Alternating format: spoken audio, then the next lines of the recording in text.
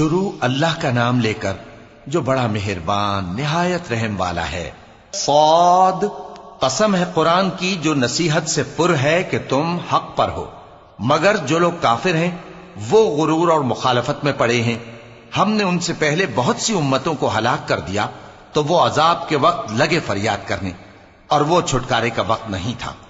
اور انہوں نے تعجب کیا کہ ان کے پاس انہی میں سے ایک خبردار کرنے والا آیا، اور کافر کہنے لگے کہ یہ تو جادوگر ہے جھوٹا، کیا اس نے اتنے معبودوں کی جگہ ایک ہی معبود قرار دے دیا؟ یہ تو بڑی عجیب بات ہے۔ اور ان میں جو معزز تھے وہ چل کھڑے ہوئے اور بولے کہ چلو اور اپنے معبودوں کی پوجا پر قائم رہو، بے شک یہ ایسی بات ہے جس میں کوئی خاص غرض ہے۔ یہ بات کسی دوسرے مذہب میں ہم نے کبھی سنی ہی نہیں، یہ تو بالکل گھڑی ہوئی بات ہے۔ کیا ہم سب میں سے اسی پر نصیحت کی کتاب اتری ہے؟ اصل بات یہ ہے کہ یہ لوگ میری نصیحت کی طرف سے شک میں ہیں، بلکہ انہوں نے ابھی میرے عذاب کا مزہ نہیں چکھا۔ کیا ان کے پاس تمہارے پروردگار کی رحمت کے خزانے ہیں جو غالب ہے، سب کچھ عطا کرنے والا ہے؟ یا آسمانوں اور زمین اور جو کچھ ان میں ہے ان سب پر انہی کی حکومت ہے؟ تو چاہیے کہ رسیاں تان کر آسمانوں پر چڑھ جائیں۔ یہاں شکست کھائے ہوئے گروہوں میں سے یہ بھی ایک لشکر ہے۔ ان سے پہلے نوح کی قوم اور عاد اور میخوں والا فرعون بھی جھٹلا چکے ہیں، اور سمود اور لوط کی قوم اور بن کے رہنے والے بھی، یہی وہ شکست خوردہ گروہ ہیں۔ ان سب نے پیغمبروں کو جھٹلایا تو میرا عذاب ان پر آ واقع ہوا۔ اور یہ لوگ تو صرف ایک زور کی آواز کا جس میں شروع ہونے کے بعد کچھ وقفہ نہیں ہوگا انتظار کرتے ہیں، اور کہتے ہیں کہ اے ہمارے پروردگار، ہم کو ہمارا حصہ جلدی سے حساب کے دن سے پہلے ہی دے دے۔ اے پیغمبر صلی اللہ علیہ وآلہ وسلم، یہ جو کچھ کہتے ہیں اس پر صبر کرو، اور ہمارے بندے داؤد کو یاد کرو جو صاحب قوت تھے، بے شک وہ رجوع کرنے والے تھے۔ ہم نے پہاڑوں کو ان کے زیر فرمان کر دیا تھا کہ صبح و شام ان کے ساتھ تسبیح کرتے تھے، اور پرندوں کو بھی کہ وہ جمع رہتے تھے، ہر ایک ان کے آگے رجوع رہتا تھا۔ اور ہم نے ان کی بادشاہی کو مستحکم کیا اور ان کو حکمت اور فیصلہ کن خطابت عطا فرمائی۔ اور اے نبی صلی اللہ علیہ وآلہ وسلم، کیا تمہارے پاس ان جھگڑنے والوں کی بھی خبر آئی ہے جب وہ دیوار پھاند کر اندر داخل ہوئے؟ جس وقت وہ داؤد کے پاس آئے تو وہ ان سے گھبرا گئے۔ انہوں نے کہا کہ خوف نہ کیجیے، ہم دونوں کا ایک مقدمہ ہے کہ ہم میں سے ایک نے دوسرے پر زیادتی کی ہے، تو آپ ہم میں انصاف سے فیصلہ کر دیجئے اور بے انصافی نہ کیجیے گا، اور ہم کو سیدھا رستہ دکھا دیجئے۔ بات یہ ہے کہ یہ میرا بھائی ہے، اس کے ہاں 99 دمبیاں ہیں اور میرے پاس ایک دمبی ہے۔ یہ کہتا ہے کہ یہ بھی میرے حوالے کر دے، اور گفتگو میں مجھ پر حاوی ہو رہا ہے۔ انہوں نے کہا کہ یہ جو تیری دمبی مانگتا ہے کہ اپنی دمبیوں میں ملا لے، بے شک تجھ پر ظلم کرتا ہے، اور اکثر شریک ایک دوسرے پر زیادتی ہی کیا کرتے ہیں۔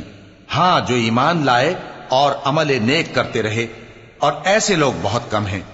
اور داؤد نے خیال کیا کہ اس واقعے سے ہم نے ان کو آزمایا ہے، تو انہوں نے اپنے پروردگار سے مغفرت مانگی اور جھک کر سجدے میں گر پڑے اور اللہ کی طرف رجوع کیا۔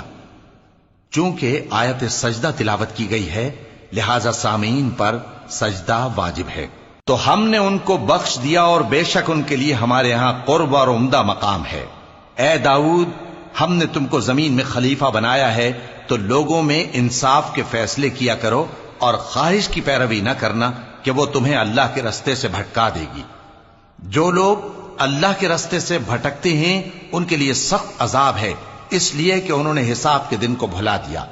اور ہم نے آسمان اور زمین کو اور جو کائنات ان میں ہے اس کو بے مقصد نہیں پیدا کیا۔ یہ ان کا گمان ہے جو کافر ہیں، سو کافروں کے لیے دوزخ کا عذاب ہے۔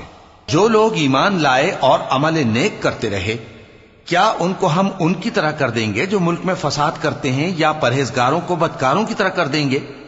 یہ کتاب جو ہم نے تم پر نازل کی ہے بابرکت ہے، تاکہ لوگ اس کی آیتوں میں غور کریں اور تاکہ اہل عقل نصیحت حاصل کریں۔ اور ہم نے داؤد کو سلیمان عطا کیے، بہت خوب بندے تھے، اور وہ اللہ کی طرف بہت رجوع کرنے والے تھے۔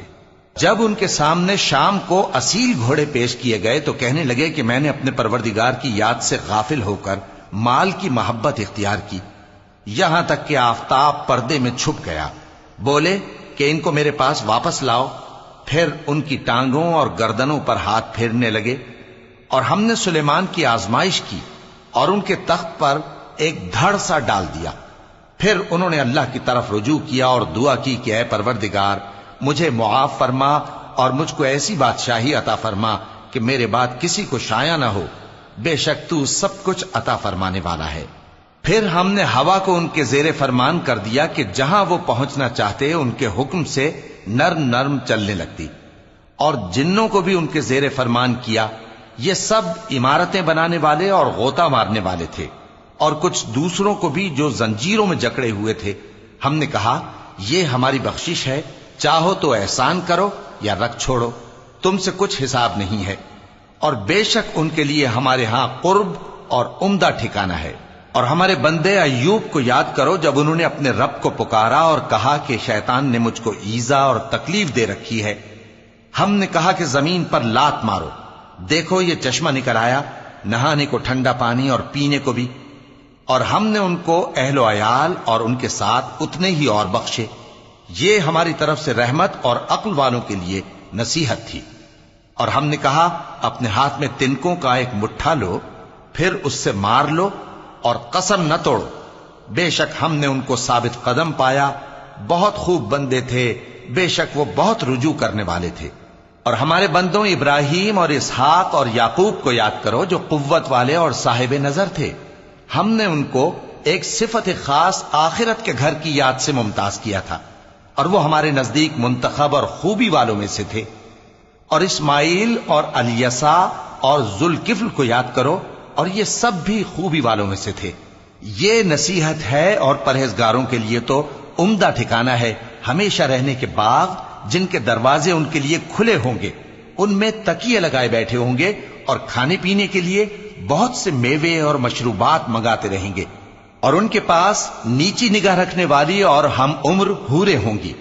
یہ وہ چیزیں ہیں جن کا حساب کے دن کے لیے تم سے وعدہ کیا جاتا تھا، یہ ہمارا رزق ہے جو کبھی ختم نہیں ہوگا۔ یہ نعمتیں تو فرمانبرداروں کے لیے ہیں، اور سرکشوں کے لیے برا ٹھکانہ ہے، یعنی دوزخ جس میں وہ داخل ہوں گے، اور وہ بری آرام گاہ ہے۔ یہ کھولتا ہوا گرم پانی اور پیپ ہے، اب اس کے مزے چکھیں، اور اسی طرح کے اور بہت سے عذاب ہوں گے۔ یہ ایک فوج ہے جو تمہارے ساتھ گھستی چلی آ رہی ہے، ان کو خوشامدید نہ کہا جائے۔ یہ دوزخ میں جانے والے ہیں، کہیں گے بلکہ تمہیں کو خوشامدید نہ کہا جائے، تمہیں تو یہ بلا ہمارے سامنے لائے ہو، سو یہ برا ٹھکانہ ہے۔ وہ کہیں گے اے پروردگار جو اس کو ہمارے سامنے لایا ہے اس کو دوزخ میں دگنا عذاب دے، اور کہیں گے کیا سبب ہے کہ یہاں ہم ان لوگوں کو نہیں دیکھتے جن کو ہم بروں میں شمار کرتے تھے؟ کیا ہم نے ان سے ٹھٹھا کیا ہے یا ہماری آنکھیں ان کی طرف سے پھر گئی ہیں؟ بے شک یہ اہل دوزخ کا جھگڑنا برحق ہے۔ کہہ دو کہ میں تو صرف خبردار کرنے والا ہوں، اور اللہ اکیلے اور غالب کے سوا کوئی معبود نہیں۔ جو آسمانوں اور زمین اور جو مخلوق ان میں ہے سب کا مالک ہے، غالب ہے، بخشنے والا۔ کہہ دو کہ یہ ایک بڑی ہولناک چیز کی خبر ہے جس کو تم دھیان میں نہیں لاتے۔ مجھ کو اوپر کی مجلس والوں کا جب وہ جھگڑتے تھے کچھ بھی علم نہ تھا، میری طرف تو یہی وحی کی جاتی ہے کہ میں کھلم کھلا خبردار کرنے والا ہوں۔ جب تمہارے پروردگار نے فرشتوں سے کہا کہ میں مٹی سے انسان بنانے والا ہوں، جب میں اس کو درست کر لوں اور اس میں اپنی روح پھونک دوں تو اس کے آگے سجدے میں گر پڑنا۔ سو تمام فرشتوں نے سجدہ کیا مگر ابلیس کہ وہ اکڑ بیٹھا اور کافروں میں ہو گیا۔ اللہ نے فرمایا کہ اے ابلیس، جس شخص کو میں نے اپنے ہاتھوں سے بنایا اس کے آگے سجدہ کرنے سے تجھے کس چیز نے منع کیا؟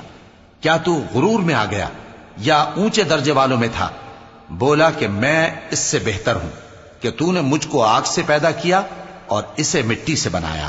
فرمایا بس یہاں سے نکل جا، تو مردود ہے اور تجھ پر قیامت کے دن تک میری لعنت پڑتی رہے گی۔ کہنے لگا کہ میرے پروردگار، اچھا تو مجھے اس روز تک کہ لوگ اٹھائے جائیں مہلت دے۔ فرمایا کہ تجھ کو مہلت دی جاتی ہے اس روز تک جس کا وقت مقرر ہے۔ کہنے لگا کہ مجھے تیری عزت کی قسم، میں ان سب کو بہکاتا رہوں گا سوائے ان کے جو تیرے چنے ہوئے بندے ہیں۔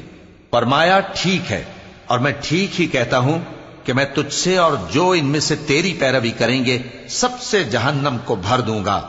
اے پیغمبر کہہ دو کہ میں تم سے اس کا صلہ نہیں مانگتا اور نہ میں بناوٹ کرنے والوں میں ہوں۔ یہ قرآن تو اہل عالم کے لیے نصیحت ہے اور تم کو اس کا حال کچھ وقت کے بعد معلوم ہو جائے گا۔